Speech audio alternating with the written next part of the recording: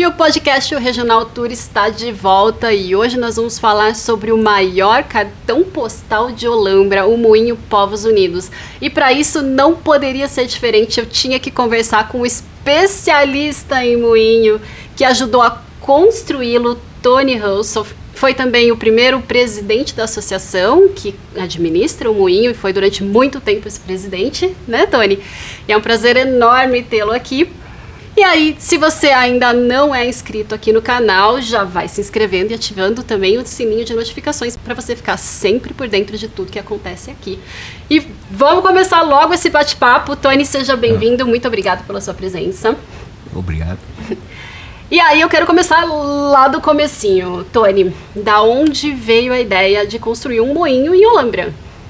Eu acho que foi pelo Jos de Wet em 2000. No ano 2000, ele começou a falar, olha, precisamos construir um moinho na Olambra. Parou por ali. Porque a gente já tinha alguns moinhos pequenininhos na frente do Centro Social Holandês. A gente já tinha um que é bem bonito, inclusive. Bem legal, muito, e bem original. Sim, mas era pequenininho. E pequenininho. Além do Reyers fazer aqueles 7 moinhos, que também foi uma coisa muito legal, muito interessante, porque era réplica fiel e miniatura. Exato. Então foi muito legal. E depois começou a ideia de trazer um turismo mais consistente aqui na Olambra. E aí foi com a cooperativa, a prefeitura, a associação comercial e mais algumas entidades, clube, para tentar organizar para que o turismo pudesse ganhar um pouco de corpo. Sim. Isso foi 2005. 2006 começou a construção, ou a construção da ideia, pôr as coisas no papel.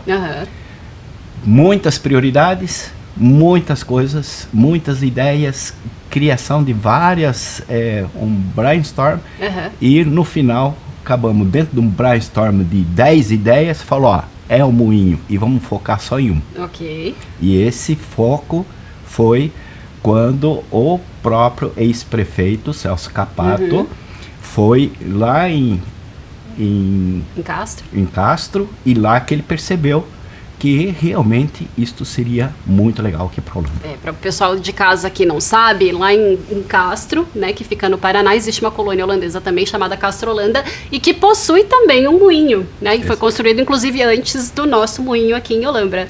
Então teve uma influenciazinha aí do pessoal lá do sul também. Do sul. Né? Começamos a formar o grupo e esse grupo ele foi extremamente importante para que as condições fossem feitas. O Leo Reitens convidou o Jan Heidra para vir aqui fazer uma reunião e convidá-lo para construir. O Jan Heidra, então, que é o arquiteto da Holanda que construiu o moinho lá em Castro e para a gente construir um moinho semelhante àquela que tinha lá em Castro. Mas rolou aí um dilema, né, Tony? Porque o Jan Heidra não queria construir exatamente esse moinho que a gente tem aqui em Olambra, não é? É verdade, porque a construção que ele queria fazer aqui no Brasil é um standard mola. É um moinho quadrado. É um moinho bem diferente, inclusive. Muito diferente. E dentro da comissão, ele não representa a cultura holandesa. Então, o que a comissão que estava coordenando falou, não, a gente quer um moinho holandês. E aí começou o trabalho e o convencimento dele para que a gente pudesse construir um moinho holandês. E ele acabou aceitando. E aí, Tony, por que esse moinho tinha que ser tão alto? Ele era assim, era porque a gente tinha que ter o maior moinho?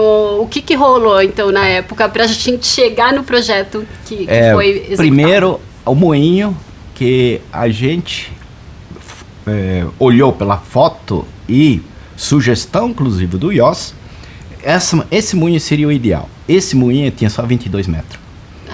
Então, aí começou aquele lá, falou, não, mas 22 metros é muito pequeno, não sei o quê, tem que aumentar. A gente só tinha moinho pequeno em Olambra, aí de repente 22 não é suficiente. Não é suficiente. Começou, aí o Jan Heder falou, mas eu tenho um moinho que dá para mim construir, ele tem 24 metros, já tenho condições de fazer imediatamente, porque ele construiu um moinho de 24 metros lá na Holanda, e é o mesmo moinho que a gente tem aqui. Tá. Então, essa construção, ele ficou baseado no de 24 metros.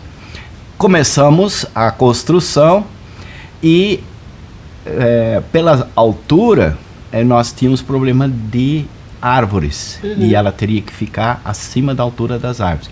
Mas a decisão era fazer com 11 metros do deck. O desenho original, 11 metros do deck. E aí, com uma conversa daqui, uma conversa dali, aumentamos mais 3 metros e passou a ser o moinho mais alto da América Latina. Que é quase um dos moinhos mais altos do mundo, inclusive, né? Com exceção a duas, uma em Amsterdã e uma perto de Amsterdã, que é Schiedam. Isso, e em Amsterdã ele tem 29 metros, 29 metros de pá. Sim. E ele está a 30 metros de altura, ele está em cima de uma fábrica. Então, esse é o mais alto do mundo. Tá. É bom que as pessoas entendam a diferença também do tamanho do moinho, porque normalmente o tamanho é medido pelas suas pás, né? Tamanho das pás. Então, é incorreto dizer que o moinho de Olambra é o maior, porque ele não é, ele é o mais alto. Do mais alto, e o maior é o de Castro. Pelo menos aqui do Brasil. Castro Holanda. Exato. Que fique muito claro isso para as pessoas, né? E aí, Tony, como é que foi essa questão da contratação do Jan Heder? Ele já tinha feito um moinho aqui no Brasil anteriormente, né? Mas ele colocou algumas condições também para ele poder participar desse projeto aqui de Olambra, né? Sim. A contratação do Jan Heder não foi uma contratação. Ele foi puramente doação dele, 100%. Ele não houve contratação. Ele não foi pago pelo trabalho. Não foi pago absolutamente nenhum centavo pelo serviço que ele fez. Ele foi convidado, ele veio numa reunião aqui na Olambra, aonde ele se expôs e colocou algumas condições pequenas que a gente achou que a gente levava nas costas essas condições. Por exemplo? Por exemplo, que seja um moinho funcional. Certo. Não é só um moinho de enfeite. Não é um moinho de enfeite, tem que funcionar. Ela funcional. Tem que provar que ela funciona. É um moinho que represente os interesses da cidade. Que a cidade quer este moinho, não algumas pessoas. Ok. E a última que ele falou que tivesse uma associação que cuide do moinho, porque o moinho ele tem um custo muito maior para manutenção do que para a construção em si. E isso, todos os moinhos na Holanda, eles apanham muito e perdem muitos moinhos por conta dessa dificuldade de alguém cuidar com amor e carinho o moinho que ela precisa. Com certeza. E como é que foi esse comecinho? Então vocês fizeram essas reuniões, vocês decidiram que tipo de moinho que ia ser, né? Que é um Stellingkornmolen, né? Que é então um moinho sobrelevado, que serve para moer grãos, né? Tinha um arquiteto, fez os desenhos, e aí? Tinha que ir atrás dos recursos? E, a parte da integração da cooperativa pecuária Olambra, da CAP e do prefeitura, junto com a associação comercial e o clube, foi muito importante essa integração, porque essa deu consistência para poder fazer solicitações. Qual foi uma das solicitações que o Jan Heder falou, e que ele falou que precisava do recurso com garantia, porque ele não queria começar o moinho e não terminá-la. Ele queria começar e terminar. E qual a condição que ele falou de um recurso mínimo para ele começar o serviço? Era 70% do recurso. Que não é muito comum numa obra pública, não, né, Tony? E aí entra de novo o prefeito e a filha. Essa história você precisa contar. A Camila, ela é pequena, junto com o pai, tentando convencer o Franco, né, que é o governador, para conseguir esse recurso antecipado. Aí ele falou, mas eu não tenho dinheiro. Aí a Camila falou, mas e essa maravilha de casa que você está? Mora nessa casa. Como que você não tem dinheiro? E aí aconteceu pela conversa que eu ouvi falar, foi quando ele determinou, falou, não, pode separar esse recurso para isso. Ai, sensacional. E mais ainda, esse recurso ele foi 100% aplicado no moinho, quer dizer, houve uma interação com a ajuda do recurso da própria prefeitura, mas foi um trabalho maravilhoso e muito consistente. E a escolha da área, Tony, como é que foi feita? A área, a gente tinha uma opção que seria onde está hoje o Royal Tulip, mais no alto, e nós, da comissão, a gente queria ir dentro da cidade. Ok, então, centro. Mais no centro. Não tinha terreno, não tinha terra. E aí começamos a procurar. Aí como a cooperativa tinha as áreas disponíveis, que estava naquelas áreas, então tínhamos esta área, tínhamos do outro lado da pista, que ainda era da cooperativa, e tinha uma outra área que era perto da saída de Olambra, que também era da cooperativa. Então a gente estava procurando. Tinha algumas opções na mão. E quando a gente começou a ver, realmente a gente viu que aqueles 2 hectares no centro era realmente o melhor local e o mais adequado, como inclusive uma entrada de Olambra. Sim, exatamente. Mas se a gente for pensar em questão climática, né, em questão de ventos, que é essencial para o funcionamento do moinho, a gente na verdade nem teria um moinho aqui em Olambra, né, Tony? Não, o vento aqui, a média do vento é o vento 1 ou 2. E para um moinho funcionar adequadamente, precisa do vento 2 ou 3. Isso é a intensidade do vento. Intensidade do vento, que quer dizer, o 1 quer dizer de 1 a 5 quilômetros, e depois de 5 a 8 quilômetros, e assim por diante, lá tem uma demarcação. E aqui nós temos a maior parte é de 1 e 2. De vez em quando, em agosto, setembro, que temos um pouco mais de vento, aí a gente tem o 3, que poderíamos trabalhar tranquilamente em produzir farinha. Mas não seria construído mesmo o moinho. Mas a gente é um pouco teimoso, né? Porque Olambra não é nem o melhor lugar para se cultivar flores, né? Em questão de clima, e também não é o melhor lugar para ter moinho, mas a gente faz mesmo assim. Conta pra mim um pouquinho, Tony, como é que foi o início das obras, né? Vocês montaram um canteiro de obras ali naquele espaço. Como é que foi esse processo? Foi um planejamento, e aí tem que voltar, um planejamento foi junto com a Irene Elting, que era da prefeitura. Que era da prefeitura, e a Irene e eu, a gente ficava pelo menos 2 semanas trabalhando todas as noites, das 5 da noite até umas 10 da noite, para poder levantar a planilha, a planilha orçamentária. Planilha orçamentária e levantar toda a questão. E eu não entendo de moinho, o Ian Heider na Holanda, e nós dois com aquela planta lá sem saber o que era todo aquele negócio lá. E aí começamos a ver, eu entendo bem de madeira, então sempre trabalhei com madeira, então essa dificuldade eu não tinha, mas eu tinha dificuldade de entender esse tipo de planta. Também não tinha dificuldade de entender plantas em geral, porque já construiu muita coisa. Construí muita coisa. Então, algumas dificuldades eu era menor, mas outras dificuldades foi muito em função dos nomes que era dada lá na Holanda para peças que a gente nunca nem sabe o que é, nem sabe como foi. Sim, então, era bem complicado.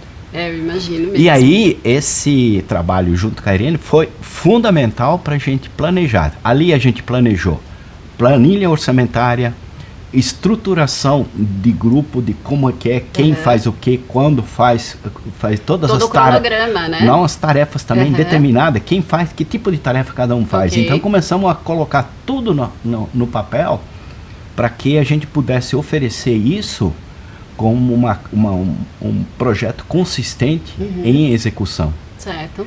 Isso, ela foi possível graças a esse tipo de trabalho de planejamento antes, mas foi muito intensivo. Assim.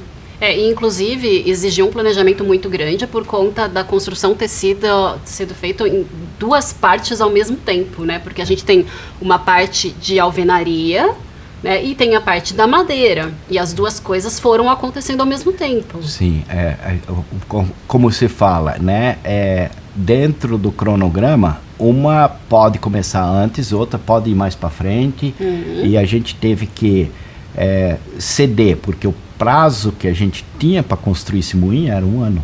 Era pequeno. E o prazo para construir um moinho desse naipe, desse tamanho, e sendo a prefeitura construindo, era de anos. É coisa de anos. Não é impossível conseguir fazer isso.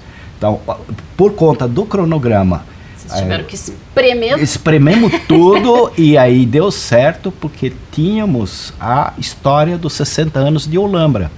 E a história dos 60 anos de Olambra foi justamente para inaugurar no começo de julho. Do aniversário. No aniversário de 60 anos de Olambra. Que aconteceu em 2008. 2008. Exato. E aí a pressão foi muito grande para que a gente conseguisse realizar isso aí. E a obra começou? Efetiva, a parte de projeto foi em 2005, parte do projeto. O planejamento começou em 2006. Primeiro tijolo? Não, em 2006. Tá. O planejamento foi quase 1 ano. Sim, mas o primeiro 2007 tijolo foi assentado... Em 2007. Tá. Primeiro, comecinho de janeiro, embaixo de chuva, ou quase chuva, 2007. Péssimo momento para começar uma obra. Péssimo momento para começar a obra. Nem conseguia chegar com as madeiras também, tinha que descarregar as madeiras e não tinha nem como, nem aqui descarregar, nem lá como carregar, que lá também, lá na onde que veio as madeiras, também chovia. Então era tudo complicado. Por falar em madeiras, Tony, o Jan Hydra fez questão de que todos os materiais que foram utilizados na construção, que eles fossem brasileiros, né? Que era tudo matéria-prima brasileira. Então, inclusive, as madeiras foram compradas aqui no Brasil, né? Todas as madeiras certificadas, certo? Certo. Todas as madeiras, primeiro, ele é ambientalista. Ok. O Jan Hydra, ele queria, por toda a lei, que todo o material tivesse certificado, Sim. 100% certificado. O trabalho de comprar a madeira foi uma situação bastante complicada, porque eu não tive a oportunidade de acompanhar a compra lá. Então a primeira carga inteirinha foi desclassificada. Ui. Então não teve A obra já começou com atraso. Começou com atraso por conta de que não serviu a madeira. A segunda carga, já com orientação e de uma maneira mais efetiva, a gente conseguiu qualidade bem melhor e começamos a conseguir andar mais dentro do... Porque existem especificações das madeiras que são extremamente importantes, né? A gente tem aí mais de 8 tipos de madeiras que foram utilizadas no moinho, e cada um com uma função específica, né? Então explica um pouquinho dessas diferenças. As diferenças, elas são trazidas da Holanda para cá. Mas a madeira é brasileira, mas a gente tem que adaptar a madeira que é usada para aqueles tipos na Holanda para cá. De acordo com a necessidade, as né? necessidades, que seriam madeiras extremamente fortes, madeiras fracas, bem resistentes, madeiras boas de prega ou de pôr prego, madeiras reversadas, madeiras que têm uma qualidade de resistência à tração, ou à tração lateral ou à tração vertical, né? Então tem duas formas de tração. E isso foi resolvido com as madeiras que a gente tem. Eu morei 12 anos no Pará, eu tinha conhecimento de todas as madeiras, inclusive onde eles tinham que buscar a madeira. Ah, ok. Então eu indiquei o Zé Luiz Duzzi, na época, que foi ele para lá, e falei, você vai falar com fulano de tal, vai falar com fulano de tal, vai falar com fulano de tal, e esse pessoal sabe o que você... Fala que eu que mandei. E aí começou a andar direito, que na primeira realmente faltou um pouco. E o Zé Pintado, né, o Zé Luiz Duzzi, foi um cara fenomenal nessa história também. Quer dizer, ele foi uma peça-chave nessa construção também. Inclusive, o nome do moinho tem a ver com ele, né? Conta um pouquinho dessa história. O moinho, ele, na realidade, o moinho não tinha nome. E o Jan Hedder, a cada viagem que da Holanda para cá, ele vinha com um nome, ele vinha sugerindo, e ele falou que ele queria que pusesse um nome. Aí veio Princesa Isabel, veio vários nomes, mas muitos nomes, mas nenhum legal. Não tinha essa identidade, né? Isso. Com o Brasil, com Olambra. E numa das prestações de contas que a gente foi para São Paulo, o prefeito, o Zé Luiz Duzzi e eu, a gente foi para São Paulo fazer a prestação e na volta a gente parou em Campinas, no Giovanetti. E lá, tomando umas, aí a gente começou a conversar, mas e o nome? E o nome? Aí o Zé Luiz bateu assim, falou, Povos Unidos. Mas na hora falei, legal, esse é legal. Aí eu tive que traduzir para o Jan Hedder, porque ele não entendeu. Aí eu traduzi para o Jan Hedder e falou, melhor nome não tem, pode ser esse mesmo. Escreveu ali no guardanapo? Aí escrevemos no guardanapo, com quem que estava lá junto, quem que fechou, e aí a gente fechou o nome naquele momento. Esse foi um momento muito histórico e especial. E esse guardanapo, inclusive, está exposto lá dentro do moinho para quem quiser ver a prova. A prova está lá. E a gente teve outros marcos importantes também na construção do moinho, que foi, por exemplo, o içamento do corpo e da cabeça. Conta um pouquinho desses dois momentos importantes. Olha, esses são momentos de estresse. São realmente momentos. Eu achei que era momento de festa. Não, para quem tá no bastidor, não. Só para quem tá assistindo, foi super legal. Foi super legal, mas quem tava no bastidor, lá realmente é uma sincronia para poder fazer tudo isso. Claro.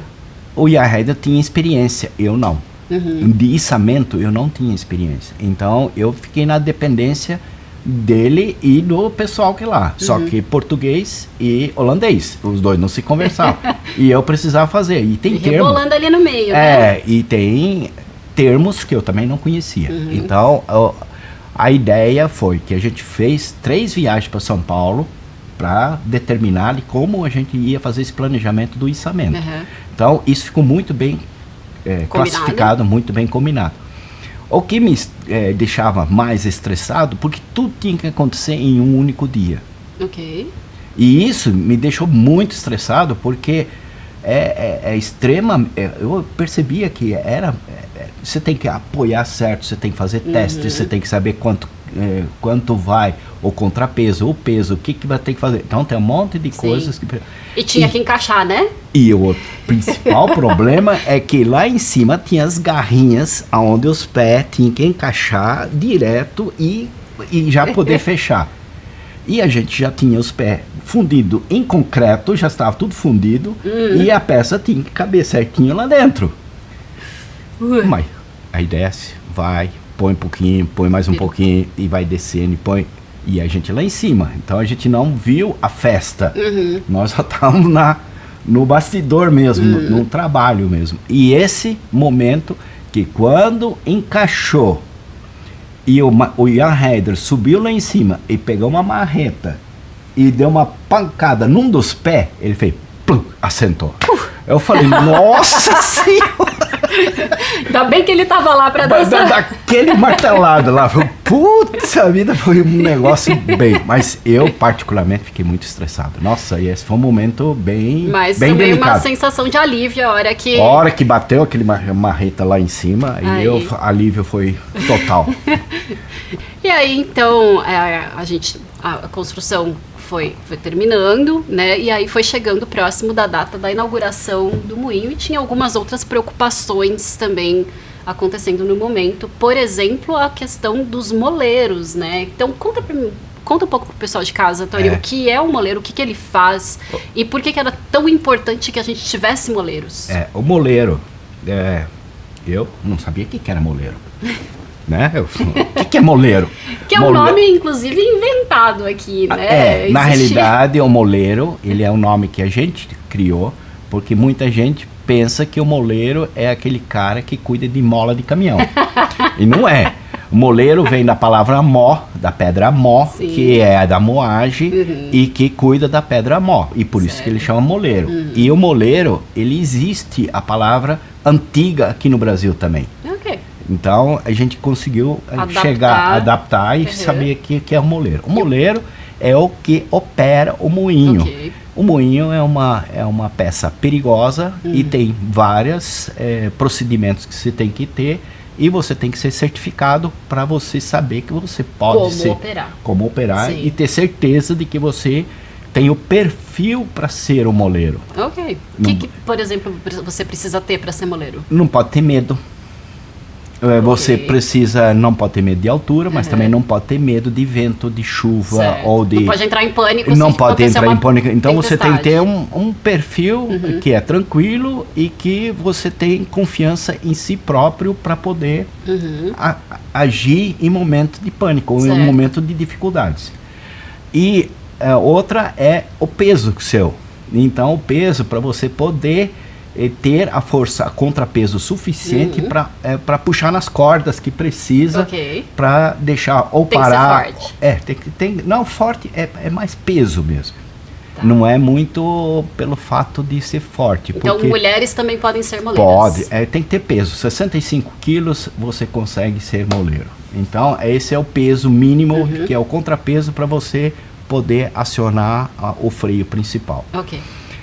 Fora isso, o moleiro, ele precisa obedecer procedimento, então ele tem que ser treinado. E aí foi trazido a Wicker, que era uma moleira da Holanda, indicado pelo próprio Jan Hedra, para fazer para dar um curso. Dar um curso. E nós estávamos em 25 pessoas, numa sala fechada, 50% que fala holandês, 50% que fala português. E a Wiki falando tudo em holandês. E aí, os que falavam português não pegou 100%. Não estava entendendo. Não estava entendendo. Tinha que fazer uma tradução simultânea.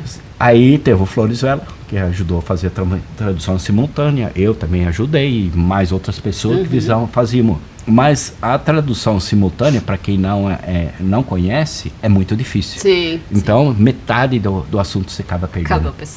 Então, foi um... E... Por conta disso, nós temos poucos moleiros, porque de 25, efetivamente sobraram 7 atuantes. Mas a gente foi agraciado aí também com a vinda de mais um moleiro, que é o Jorge. Foi muito legal. O Jorge está aí. Um moleiro holandês que resolveu se mudar para o Brasil, inclusive veio para a Holambra, está morando aqui também e veio ajudar a gente nesse trabalho, né, Tony? Foi muito... E uma outra questão também importante no momento ali da inauguração, né, naquele momento que a gente vivia, foi a questão da criação da associação, né? Por que foi tão importante isso, Tony? A criação da associação, ela tem todo a ver com a dificuldade de você manter o moinho. Então, basicamente, o Jan Hedra forçou a barra, inclusive com o prefeito, forçou a barra com todo mundo. Mas vocês têm que criar associação, vocês têm que criar associação. Então, 2 meses antes a gente criou com a comunidade, como ele queria, uma comunidade da Holambra. 2 do moinho, 2 da associação, 2 da prefeitura, 2 do clube e assim com representantes de diversos segmentos, né? Foi montado a associação. Então essa associação ela é da cidade, não é uma associação de um ou de outro, é da cidade. Então esse foi a importância. E essa associação tinha uma incumbência de fazer a manutenção. Só que logo nós tivemos uma nova gestão na prefeitura e não tivemos continuidade nessa atividade. Então, e parou. Demorou um pouquinho para a associação assumir de fato o moinho. Ficou 7 anos parado. Exato. E isso foi um prejuízo de manutenção do moinho muito grande. Claro. É um prejuízo do moinho. Porque a gente está falando de uma peça de engenharia toda de madeira e que requer uma manutenção importante, né? E no mínimo de 5 em 5 anos todas as peças. Então é uma atividade que tem que acontecer sempre. E Tony, o que o moinho representa para você?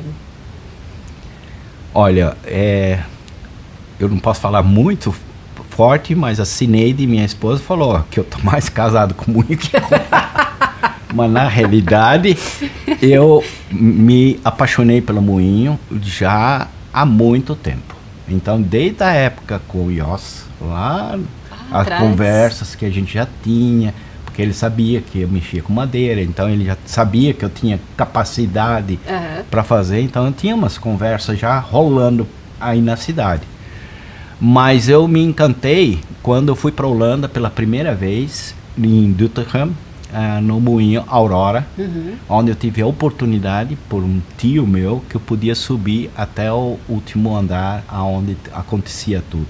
Que normalmente não é aberto para visitação. Não é aberto para visitação. Então tive essa oportunidade e eu falei, nossa, isto aqui é uma coisa fabulosa, é uma história que é muito longa durante os séculos. O que o moinho, a importância do moinho nos mundos foi muito, muito importante.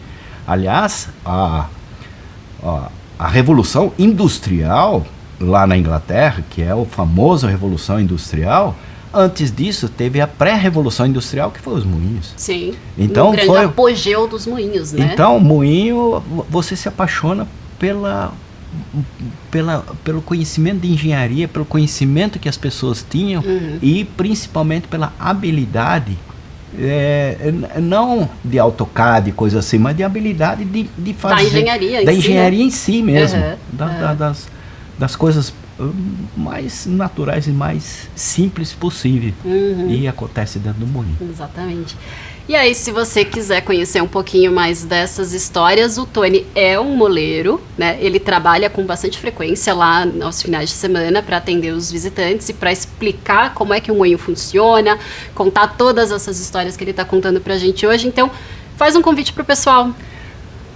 Olha, Moinho Povos Unidos é uma réplica que realmente vale a pena de assistir. Temos uma equipe fabulosa para todo mundo conhecer o moinho. Independentemente se eu estou ou não estou, tem gente sempre explicando o que é o moinho. É uma ícone aqui em Olambra, ele é um moinho que todos que fizerem uma visita aqui para Olambra tem que conhecer. Então, não tem como não conhecer o moinho. Eu sou muito suspeita para falar, porque eu também faço parte da associação do Moinho, né? A Associação Povos Unidos. Então eu tenho um carinho tão grande, não sei se é tão grande quanto o do Tony, mas eu também tenho um carinho enorme pelo nosso moinho, e não tem como você vir para Olambra e não conhecê-lo. Então fica também o convite, ele está aberto sempre de quarta a domingo, também nos feriados, sempre das 10 horas da manhã até as 5 horas da tarde, tá? A gente vai ficando por aqui. Eu agradeço imensamente a sua presença no programa hoje. Se você curtiu, já vai deixando seu joinha aqui embaixo. Também aproveita, se inscreve no canal e ativa o sininho de notificações. A gente se encontra aqui de novo na semana que vem. Então, um grande abraço e até a próxima. Muito obrigado.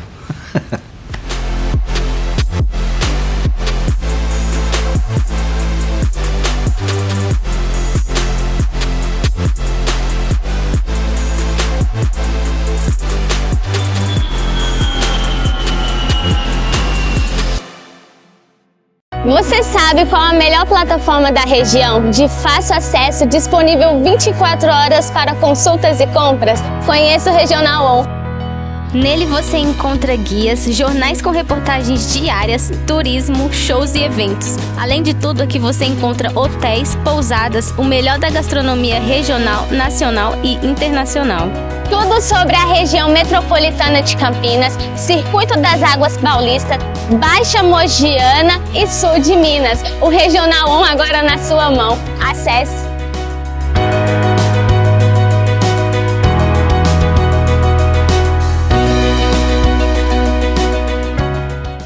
Descubra uma experiência gastronômica única em Olambra. Bem-vindo, Restaurante Trattoria Holandesa. Sob a maestria do renomado chefe Marcel e da talentosa chefe Penha. Delicie-se com uma fusão de sabores da cozinha nacional e internacional, preparados com amor e dedicação. Localizado na charmosa Rua das Camélias, no coração de Olambra. Estamos abertos todos os dias, de segunda a domingo para o almoço. Venha viver momentos inesquecíveis com os sabores únicos do restaurante Trattoria Holandesa. Sabor é a nossa tradição.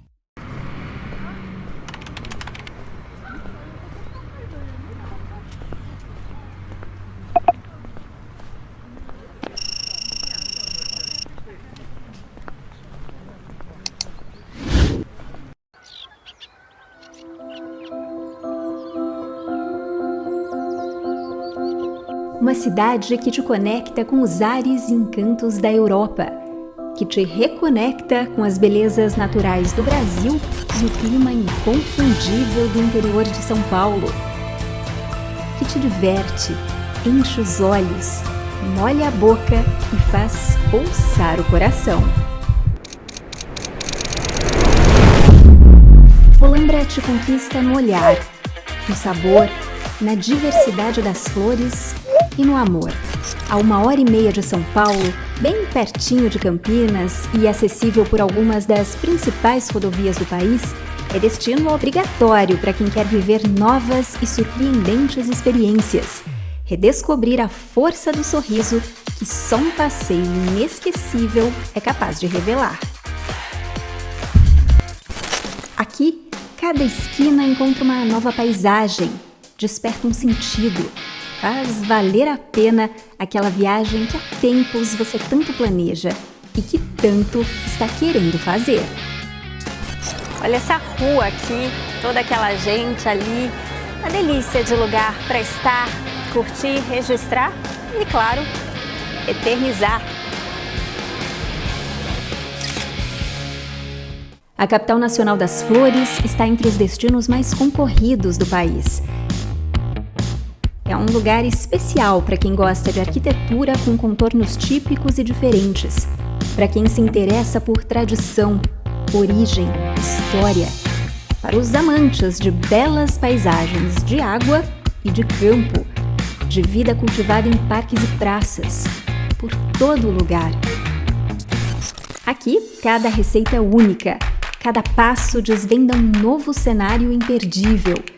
E durante todo o ano, festas e eventos culturais, gastronômicos e esportivos mostram que é possível se apaixonar diversas vezes por um só lugar. Em Olambra tem joelho, tem chopp, tem moinho, tem doce, tem sombrinha na rua e debaixo da árvore, tem lojinha para quem curte umas compras, tem flores aos montes, de tudo que é jeito, para quem não vive sem cores. Tem muito da Holanda, mas também um pouquinho de cada lugar. E tem, acima de tudo, a magia que só uma estância turística completa é capaz de proporcionar.